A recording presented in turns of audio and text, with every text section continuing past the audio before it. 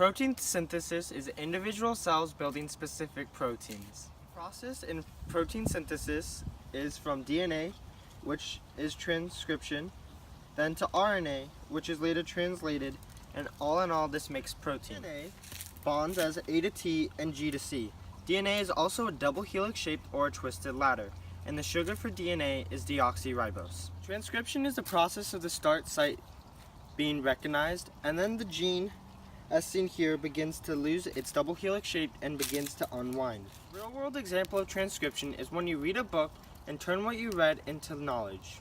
mRNA has a ribose sugar, is single-stranded, and has uracil instead of thymine. Uracil bonds with adenine. Okay, so mRNA reads one side of DNA and makes a complementary strand of the nucleotide. Translation is when mRNA is decoded and protein is made.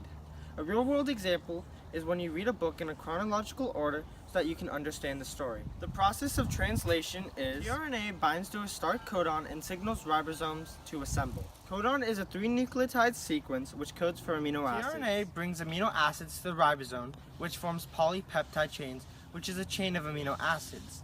This is why tRNA is like a taxi, as it takes the amino acids to the ribosome. tRNA has an anti-codon at the bottom, which bonds to the mRNA codon, which in all determines the amino acid that will be made. Anti-codon is 3 nucleotides complemented by tRNA. tRNA has 2 main parts, an anti-codon and an amino acid. The final step in translation is when the stop codon is reached and the ribosomes release the proteins and the process ends. The outcome is protein, or U.